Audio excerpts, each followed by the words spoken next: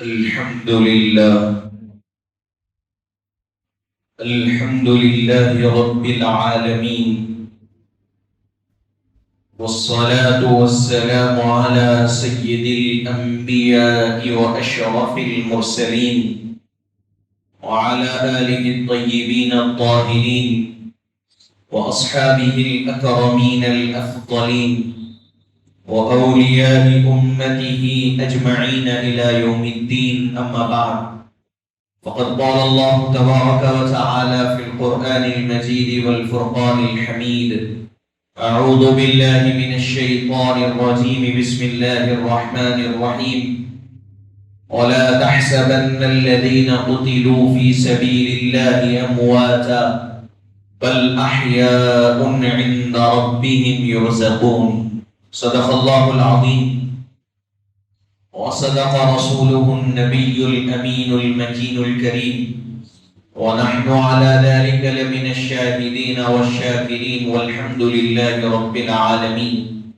وقد قال الله تبارك وتعالى في شأن حبيبه: إن الله وملائكته يصلون على النبي يا أيها الذين آمنوا صلوا عليه وسلموا تسليما.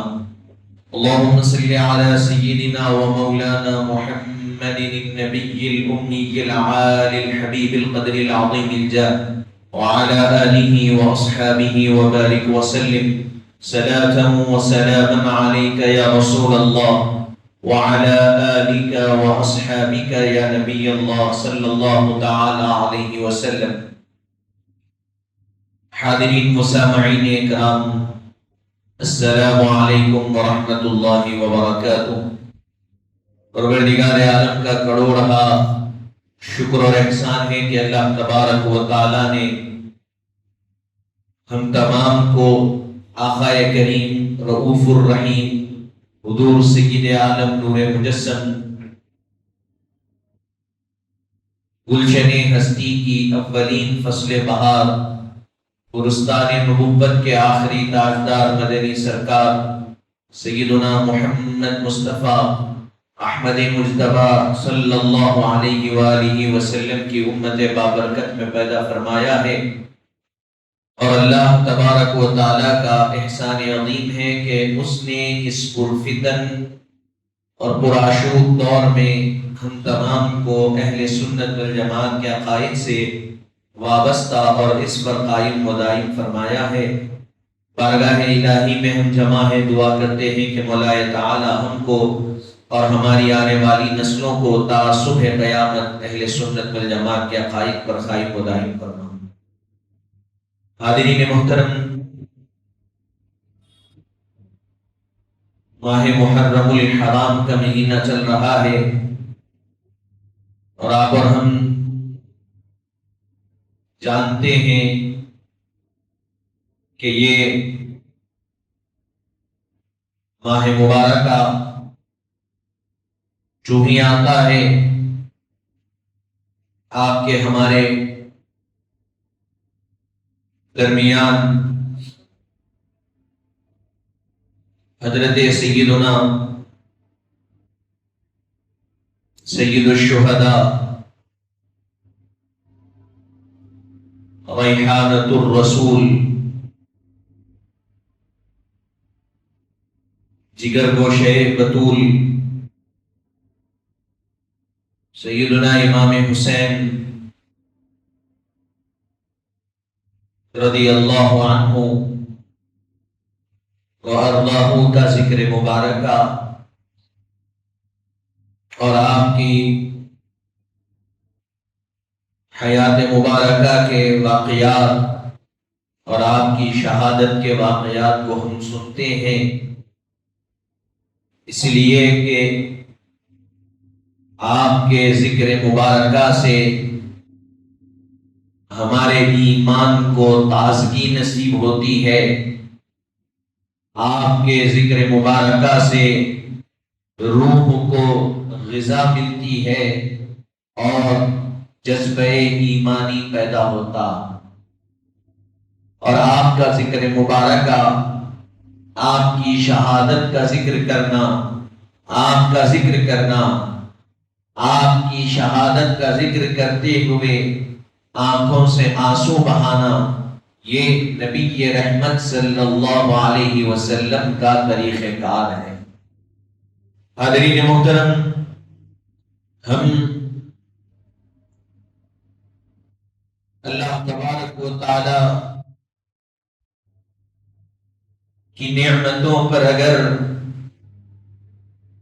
نظر ڈالیں اور غور کریں تو اللہ تبارک و تعالی نے ہم کو بے شمار نعمتیں عطا فرمائی ہے۔ سید محدث دکن عبداللہ شاہ نقشبندی قادری قدس اللہ سرہ العزیز اپنی کتاب شہادت نامے میں ارشاد فرماتے ہیں کہ اللہ تعالی نے انسان کو بے شمار نعمتیں عطا فرمائی ہے، اس کے باوجود بھی انسان ناشکرا ہے، احسان فراموش ہے اور اس کی یاد سے غافل ہے۔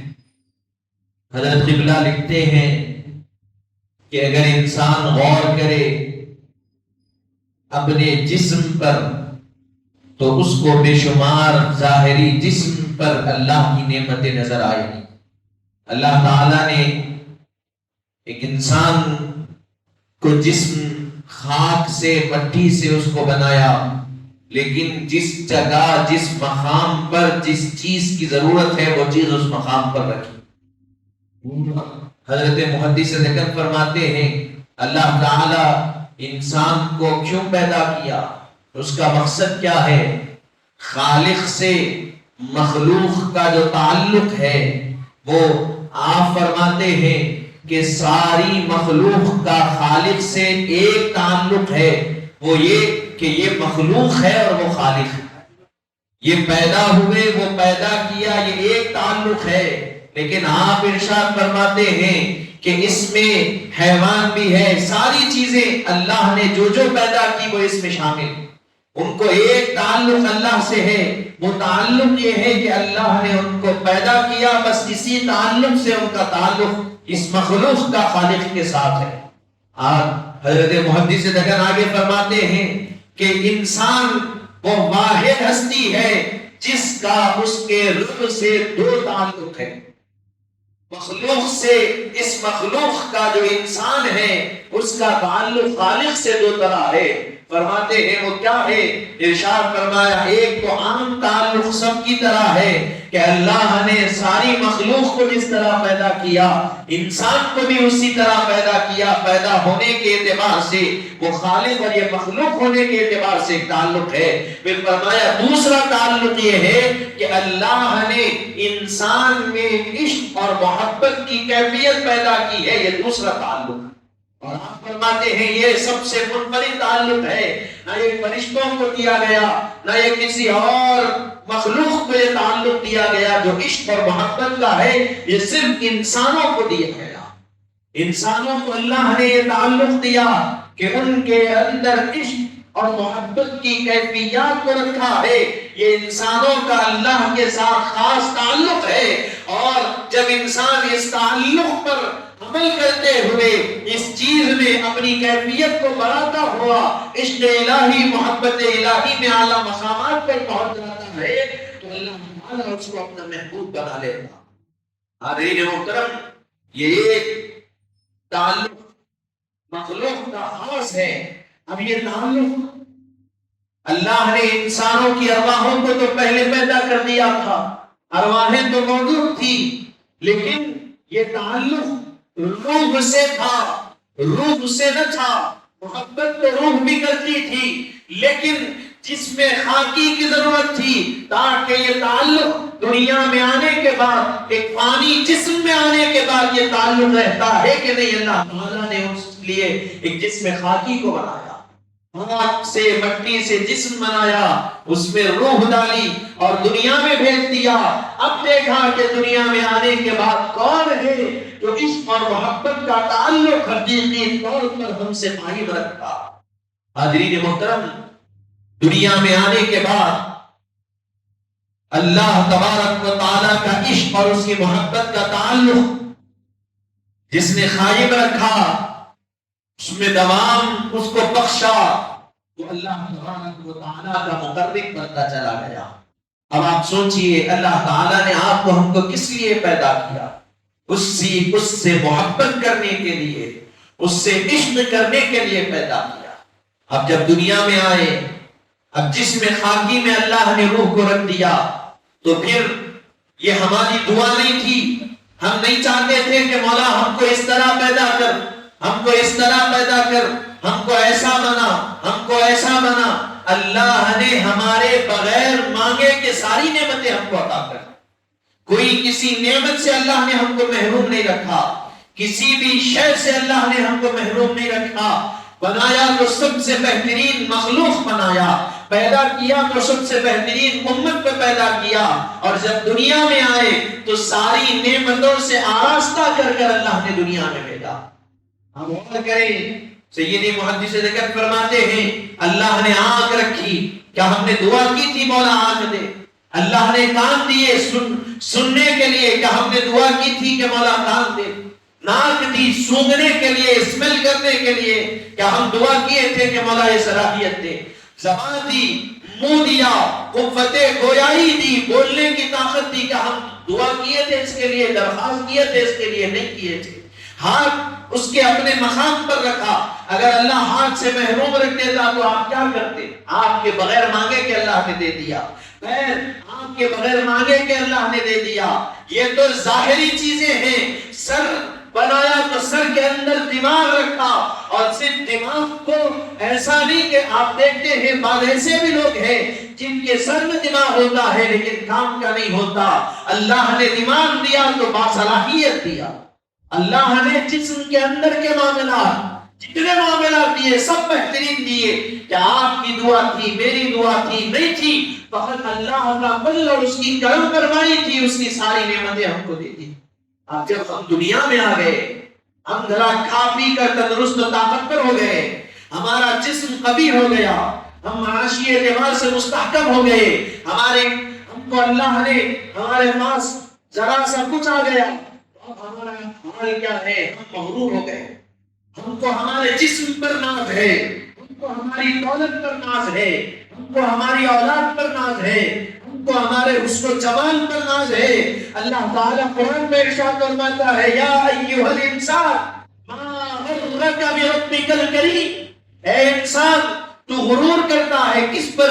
اپنے جسم پر، اپنی دولت پر، اپنی شہرت پر، اپنی عزت پر، اپنے حسن و جمال پر، لیکن تو اس کا شکر ادا نہیں کرتا جس نے یہ ساری نعمتیں تجھے عطا کی۔ ہم ادا کرتے ہیں شکر اللہ کا۔ جسم کو توانا بنایا کس نے؟ اللہ نے۔ پیسہ دیا کس نے؟ اللہ نے۔ عزت دی کس نے؟ اللہ نے۔ شہرت دی کس نے؟ اللہ نے۔ اولاد دی کس نے؟ اللہ نے۔ ایمان کی دولت دی کس نے؟ اللہ نے۔ حضور کی امت میں پیدا کیا کس نے؟ اللہ نے اپنے فضل سے۔ لیکن کیا ہم شکر ادا کرتے؟ فرمایا نہیں ادا کرتے۔ ہم اپنے آپ پر غرور کرتے ہیں، لیکن اللہ پھر بھی ارشاد فرماتا ہے ما غرک بربک الکریم، تم غرور کرتے ہو، اس کے باوجود میں تم پر کرم فرماتا ہوں، میں تمہارے لیے کریم۔ حاضرین محترم، یہ اللہ کی ذات صفات، یہ اللہ تبارک و تعالیٰ کی ذات مبارکہ۔ حضرت محدث ذکر فرماتے ہیں کہ اب جب اللہ نے پیدا کیا تو اللہ تبارک و تعالیٰ کا قاعدہ، ایک قانون ہے، جس چیز کو اللہ پیدا کرتا ہے اس کے لیے اس کی غذا کا بھی اللہ اہتمام فرماتا ہے۔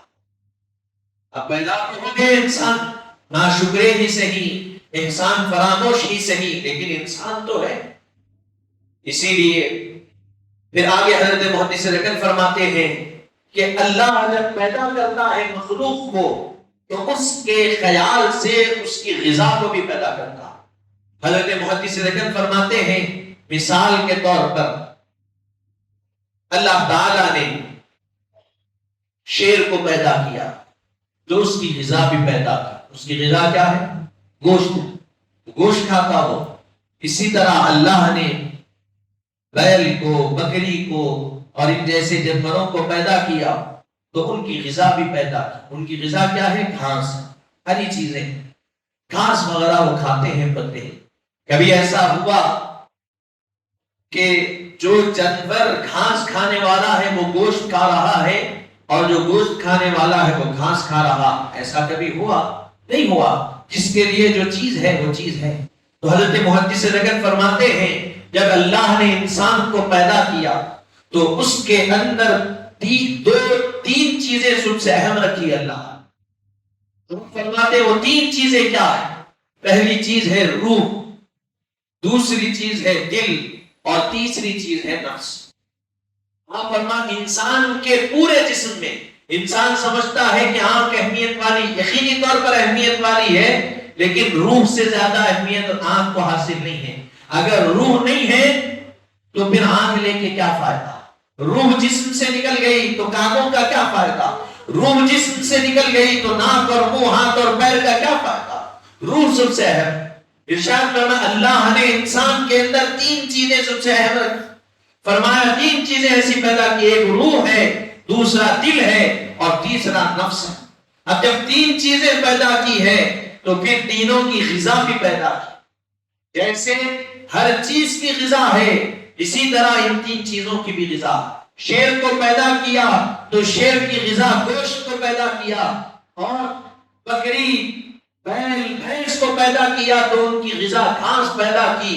لیکن انسان کو پیدا کیا تو انسان کو ایسا بنایا جو گوشت بھی کھاتا ہے اور جو ہری بھری چیزیں بھی کھاتا ہے۔ انسان میں یہ کمال رکھا فرماتے ہیں۔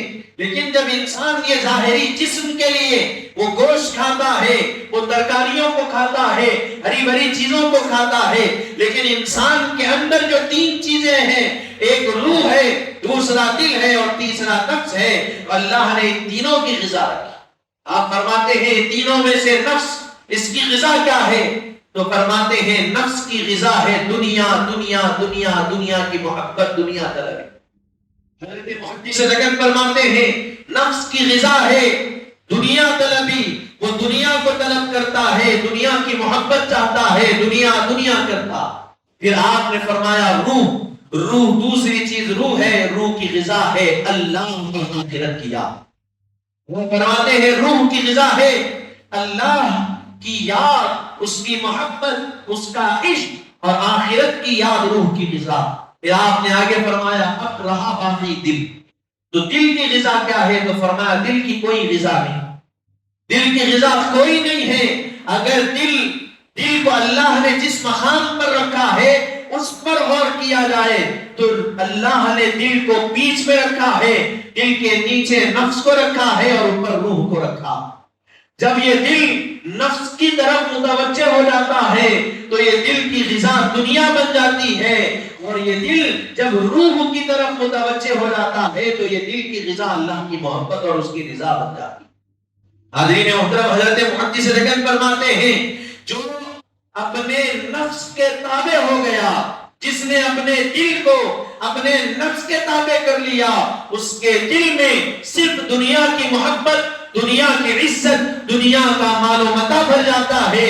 بس وہ صبح ہوتی ہے تو دنیا دنیا کرتا ہے، شام ہوتی ہے تو دنیا دنیا کرتا ہے، اسی میں ان کی زندگی تمام ہو جاتی ہے۔ اور جو اپنے دل کو روح کی طرف متوجہ کر لیتا ہے، اس کے دل میں اللہ کی محبت ایسے رچمت جاتی ہے کہ وہ صبح بھی ہوتی ہے تو اللہ کی یاد میں کرتا ہے، شام بھی ہوتی ہے تو یاد الہی میں شام کو گزارتا ہے، صبح و مساء، شام، ہر لمحہ یاد الہی میں وہ گزارتا ہے۔ اس کی مثال دیتے ہوئے حضرت محدث رجب فرماتے ہیں کہ اگر دنیا طلبی اور دل نفس کے تابع ہو گیا، اس کی مثال کو دیکھنا ہے تو ابن ملجم کو دیکھو، یزید پلید کو اور ان کے حواریین کو دیکھو، ان کے دل میں دنیا کی محبت رچ بس گئی تھی، اقتدار کی محبت بس گئی، ایک کے دل میں عورت کی محبت اور ایک کے دل میں اقتدار کی محبت۔ حال یہ ہوا کوئی دور کا زمانہ نہیں گزرا، حضور کے وصال مبارکہ سے 40 سال 50 سال ہوئے تھے، ان کو نہ حضور اللہ یاد رہے، نہ اللہ کے رسول یاد رہے، نہ اللہ کا حکم یاد رہا، نہ رسول کے فرامین یاد رہے۔ ان کے سامنے حضرت علی آئے، ان کو شہید کر دیا، نواسہ رسول آئے، ان کو شہید کر دیا۔ حضرت محدث نقل فرماتے ہیں یزید پلید کو دیکھو، حضور کے دور مبارکہ، حضور 10 ہجری میں وصال فرمائے، روایت امام حسین کی شہادت 60 ہجری میں ہوئی، فرماتے 50 سال کا عرصہ گزرا، کبھی کا تو وقت ہے نا، آج 1500 سال ہو گئے حضور کی ولادت کو، اگر کوئی نفس پرستی میں مبتلا ہے، دنیا طلبی میں مبتلا ہے، تو سوچو اس کا حال کیا ہوگا۔ 50 سال بعد یزید پلید کا حال کیا تھا۔ حاضرین محترم، حضور کے قول کو بھول گیا، حضور کے فعل کو بھلا دیا، اللہ کی ذات کو بھول گیا، رسول کی ذات کو بھول گیا۔ حضور نے ارشاد فرمایا، کیا ارشاد فرمایا؟ جب تم جانور کو ذبح کرو تو پانی پلاؤ، اس لیے کہ ان کا گلا خشک رہے، بھیگا تر رہے، بھیگا ہوا رہے، خشک نہ رہے۔ دوسری چیز فرمائی کہ جانور کو ذبح کرو تو ایک جانور ذبح کرنے تک دوسرے جانور کو اس کے سامنے مت لاؤ۔ حضور کا ارشاد ہے، ہم بقرعید میں سنتے ہیں، اسی لیے ہم قربانی دیتے وقت کیا کرتے؟ پانی پلاتے جانور کو تاکہ اس کا گلا بھیگا ہوا رہے۔ اور ایک بکرا، 2-4 بکرے ذبح کر رہے ہیں تو ایک بکرے کے سامنے دوسرے کو ذبح نہیں کرتے، ہر کسی سے منع فرمایا گیا۔ ایک کو ذبح کر دیے پھر دوسرے کو ذبح کرتے۔ لیکن آپ سوچو، جو نبی رحمت جانوروں کے ساتھ اتنا حسن سلوک کی تعلیم دے کر گئے، وہ یزید پلید نام نہاد مسلمان، کلمہ پڑھنے والا، نواسے رسول کو گلا خشک رکھ کر ان کے گلے پر خنجر چلایا۔ اور جس نبی رحمت نے جانور کو جانور کے سامنے ذبح کرنے سے منع فرمایا، وہ یزید دنیا کی محبت میں اتنا گرفتار ہو چکا، دنیا اس کے دل میں اتنا رچ بس گئی تھی کہ نواسے رسول اور ان کے پورے گھرانے کو ایک کے سامنے ایک کر کر شہید کرتا چلا گیا۔ سوچو، یہ ہے جس کے دل میں دنیا کی محبت آ جاتی ہے، اب اس کے سامنے کون ہے اس کو یاد نہیں رہتا، یہ کون ہے یاد نہیں رہتا۔ اسی لیے حضرت امام حسین کربلا کے میدان میں ٹھہر کر ارشاد فرما رہے تھے، سنو، آج بھی صحابہ روئے زمین پر موجود ہے، ان سے پوچھو ہمارا کیا مقام ہے، کیا مرتبہ۔ لیکن جن کے آنکھوں پر، جن کے دلوں پر اللہ پردوں کو ڈال دیتا ہے، جو دنیا طلبی میں اپنے آپ کو مغرور کر لیتے ہیں، غوطہ ہو جاتے ہیں، نہ ان کو اللہ کا حکم یاد رہتا ہے، نہ اللہ کے ارشادات یاد رہتے ہیں، نہ نبی رحمت کا کوئی چیز یاد ہے۔ کیا اللہ تعالیٰ نے ارشاد نہیں فرمایا انما یرید اللہ لیظہر عنکم الرجس اہل البیت ویطہرکم تطہیرا؟ کیا اللہ تعالیٰ نے قرآن مجید میں ارشاد نہیں فرمایا قل لا اسألکم علیہ اجرا الا المودۃ فی القربى؟ اے حبیب صلی اللہ علیہ وسلم، آپ فرما دیجئے کہ تم کو جو دین ملا، جو ساری نعمتیں ملی، قرآن ملا، کتاب، ساری نعمتیں، معرفت الہی ملی، سب کچھ ملا، اگر تم اس کا بدلہ ادا کرنا چاہتے ہو تو سنو، اس کا بدلہ پیسہ دینا نہیں ہے، اس کا بدلہ کوئی اور چیز محل تعمیر کر کے دے دینا نہیں ہے، اس کا بہترین بدلہ یہ ہے قل لا اسألکم، حبیب فرما دو کہ میں تم سے کوئی چیز طلب نہیں کرتا، علیہ اجرن، جو نعمتیں میں نے تم پر دی اس پہ کوئی اجر طلب نہیں کرتا، الا المودۃ فی القربى، سوائے اس کے کہ میری اہل بیت کی مودت میں تم سے طلب کرتا۔ تم کو میں نے دین دیا، مانتے ہو دین کون لا کر دی ہے؟ نبی رحمت۔ قرآن کس کے ذریعے سے ملی؟ نبی رحمت کے ذریعے سے۔ خانہ کعبہ کی معرفت کس کے ذریعے سے ہوئی؟ خانہ کعبہ کا تعارف کس کے ذریعے سے ہوا؟ نبی رحمت کے ذریعے سے۔ خدا تعالیٰ کی پہچان کس کے ذریعے سے ہوئی؟ وحدہ لا شریک کی معرفت نبی کے قول کے ذریعے سے ہوئی۔ حبیب پاک نے فرمایا اللہ ایک ہے، مانو تو مانے، بتاؤ کون اللہ کو دیکھا؟ کون دیکھا اللہ کو ایک ہے؟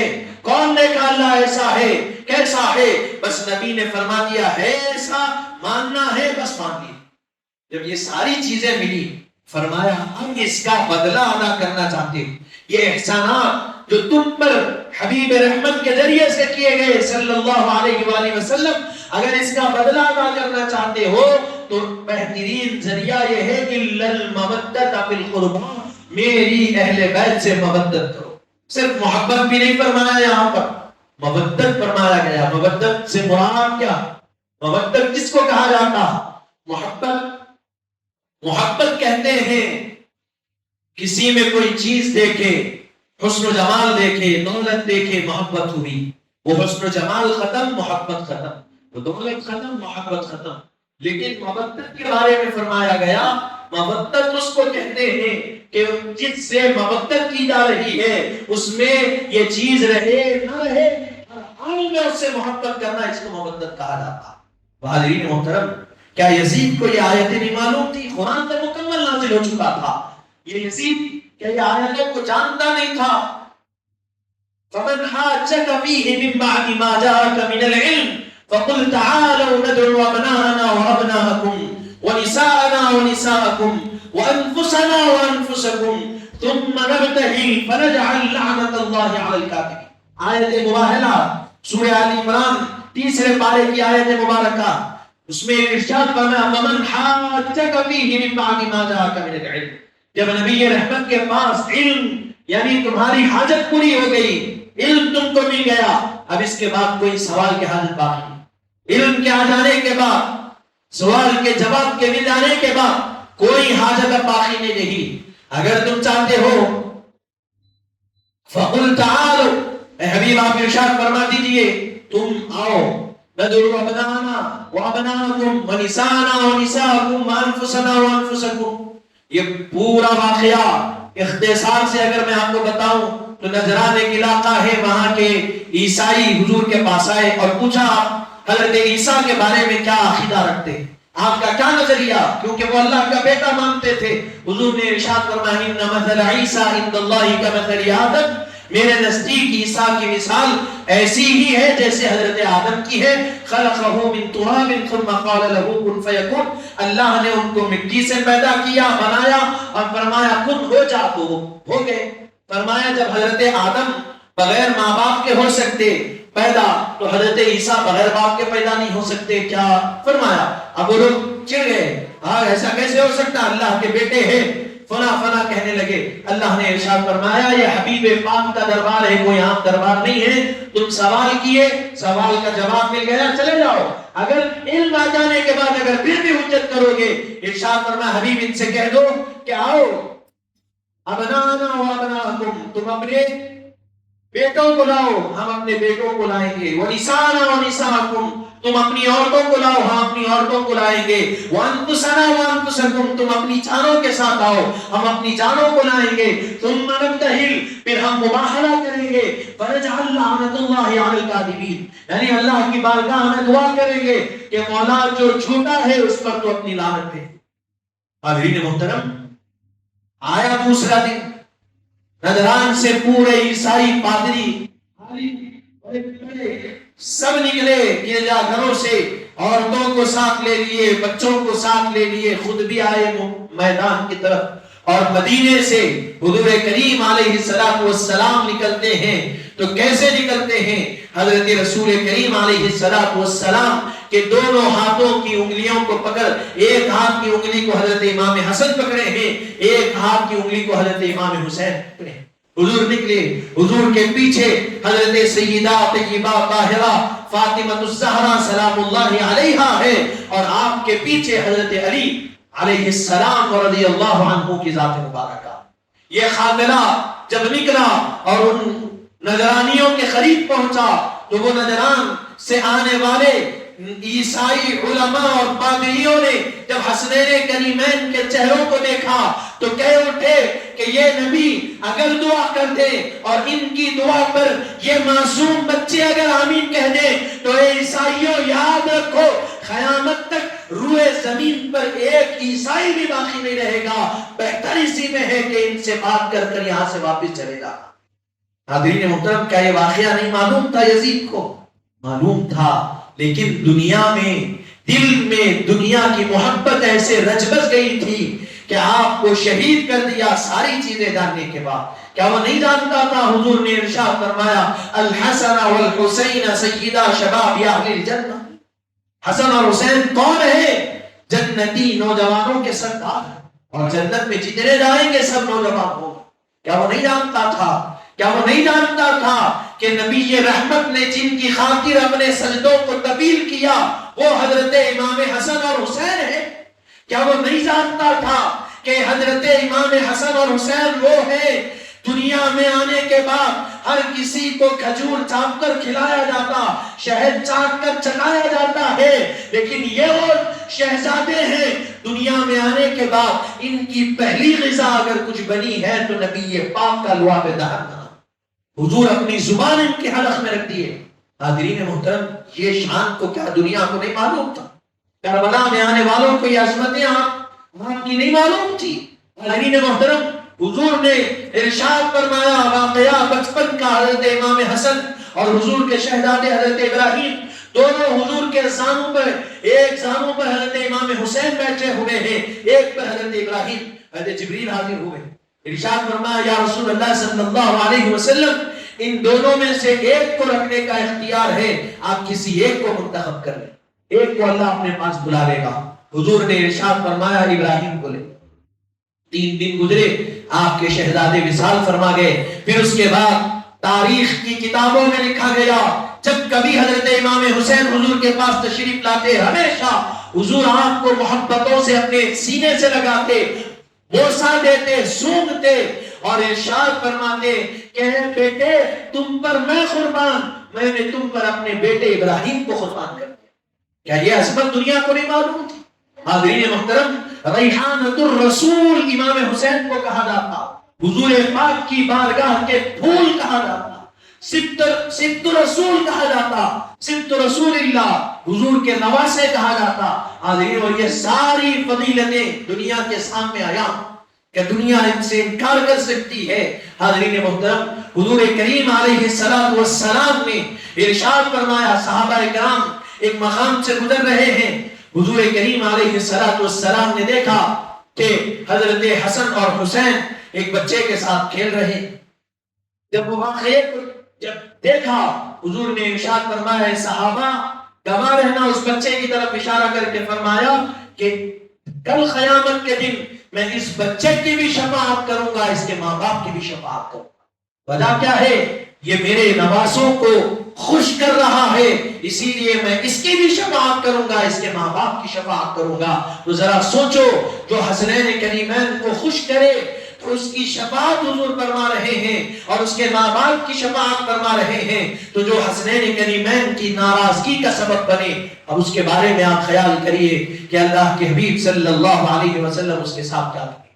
حاضرین محترم، احد کا جب معرکہ ہوا، میں ابھی حضرت امام حسین رضی اللہ عنہ کے زندگی کے واقعات اور ان تمام چیزوں کی طرف نہیں آیا، کیونکہ آئندہ جمعہ 10 محرم الحرام ہے، اس جمعہ کو ہم انشاءاللہ تفصیلی سماعت کریں گے۔ چند چیزیں بس بتا رہا ہوں کہ، اور یہ بتانا چاہتا ہوں کہ جب انسان کے دل میں دنیا کی محبت رچ بس جاتی ہے، وہ سامنے کون آتا ہے، وہ سامنے کتنی سے کتنی بڑی ذات آ جائے، کتنے سے کتنے بڑے بلند مقام والا آ جائے، اس کو اس کی پرواہ نہیں، کیونکہ اس کے دل میں دنیا کی محبت بس گئی۔ تو حاضرین محترم، جب شہدائے احد میں جتنے شہید ہوئے ان کے بارے میں حدیث مبارکہ کے الفاظ ہیں، حضور کریم علیہ السلام نے ان کے بارے میں ارشاد فرمایا کہ جو تمہارے بھائی صحابہ سے بیان کرتے ہوئے ارشاد فرمایا کہ احد کے میدان میں شہید ہوئے، اللہ تعالی ان کو آسمانوں کی بلندیوں میں لے گیا، اور فرماتے ہیں کہ جس طرح آج کے زمانے میں ہم ہوا میں جہاز کے ذریعے سے اڑتے ہیں، فرمایا گیا کہ حضرت محدث نگر خود اس کو شہادت نامے میں لکھتے ہوئے ارشاد فرماتے ہیں، اللہ تعالی احد میں شہید ہونے والے شہداء کی ارواحوں کو اسی طرح جنت میں پہنچایا، خوشبو کے ساتھ۔ جب وہ جنت میں پہنچے تو فرمایا عرش کے سائے میں سنہری سونے کی خندیلیں بنائی گئی، اس میں وہ رہتے ہیں، جب دل چاہے سیر کرتے ہیں جنت کی، جو چاہے نعمتیں کھاتے ہیں، جو چاہے نعمتیں پیتے ہیں، اور اللہ کے بے شمار انعامات سے وہ اپنے آپ کو مستفیض کرتے چلے جاتے ہیں۔ جب ان کو یہ نعمتیں ملی تو کہا کہ مولا ہم کو اجازت دے کہ ہم جا کر اپنے بھائیوں کو بتائیں گے کہ شہید ہونے کے بعد اللہ یہ نعمتوں سے سرفراز فرماتا، اس لیے کہ ہمارے بھائی جب جہاد کریں گے تو پھر اس میں جستجو کے ساتھ جہاد کرے، اور اللہ کی راہ میں جب نکلے تو مکمل شہید ہونے کے ارادے سے نکلے، اپنے آپ میں کوئی سستی اور کاہلی ان کے اندر نہ آئے۔ ہم جا کر ان کو یہ نعمتیں بیان کریں گے۔ اللہ تعالیٰ نے ارشاد فرمایا کہ تمہارے جانے کی ضرورت نہیں ہے۔ اللہ تعالیٰ نے حضرت جبریل کو بلایا اور کہا کہ جبریل جاؤ حضور کے دربار میں اور ارشاد فرماؤ وَلَا تَحْسَبَنَّ الَّذِينَ قُتِلُوا فِي سَبِيلِ اللَّهِ أَمْوَاتًا بل احیاء عند ربهم یرزقون۔ اے حبیب صلی اللہ علیہ وسلم، اللہ کی راہ میں جو مر گئے، شہید ہو گئے، ان کو ہرگز مردہ مت کہو، بل احیاء عند ربهم یرزقون، وہ زندہ بھی ہے اور اللہ کے یہاں وہ رزق بھی کھا رہے ہیں۔ حاضرین محترم، یہ کس کے بارے میں؟ شہداء احد کے بارے میں۔ جب اللہ تعالیٰ نے آیت نازل کی، اب اس آیت مبارکہ سے کیا معلوم ہوا؟ جو اللہ کی راہ میں شہید ہو جاتا ہے، جام شہادت کو نوش کر لیتا ہے، ارشاد فرمایا کہ اللہ تعالیٰ کے پاس وہ زندہ بھی ہے اور اللہ تعالیٰ ان کو کھلا رہا ہے اور پلا رہا۔ حاضرین محترم، حبیب کریم علیہ السلام نے ارشاد فرمایا، اللہ تعالیٰ کو بندے مومن کے پاس سے چار چیزیں اللہ کو سب سے زیادہ محبوب ہیں۔ ارشاد فرمایا دو خطرے اللہ کو سب سے زیادہ پسندیدہ ہے اور دو نشان اللہ کو سب سے زیادہ پسندیدہ۔ صحابہ اکرام سے فرماتے حضور وہ دو خطرے کیا ہے؟ ارشاد فرمایا جب بندہ اللہ کے خوف سے روتا ہے اور اس کی آنکھ سے آنسو نکلتا ہے، اللہ کو سب سے زیادہ پسندیدہ۔ اور ارشاد فرمایا دوسرا یہ کہ جو جنگ میں جائے اور لڑتے ہوئے اس کے جسم سے خون کا ایک خطرہ نکلے، اللہ کو وہ خطرہ بہت پسندیدہ۔ اور پھر آگے فرمایا دو نشان سب سے زیادہ پسندیدہ ہے، تو وہ دو نشان کیا ہے؟ ارشاد فرمایا ایک نشان جو اللہ کی راہ میں جہاد کرتے ہوئے تلواروں، تیروں اور نیزوں کے ذریعے سے جسم پر بنتا ہے، وہ اللہ کو سب سے زیادہ پسندیدہ ہے۔ اور دوسرا نشان جو اللہ کے فرائض کو ادا کرتے ہوئے جسم پر ظاہر ہوتا ہے، وہ اللہ کو سب سے زیادہ پسندیدہ۔ یعنی نماز پڑھتے ہوئے پیشانی پر گھٹا بنا، وضو کرتے ہیں سردی کی حالت میں تو جسم سے چمڑی نکلی سردی کی وجہ سے، تو فرمایا یہ اللہ کو سب سے زیادہ پسندیدہ۔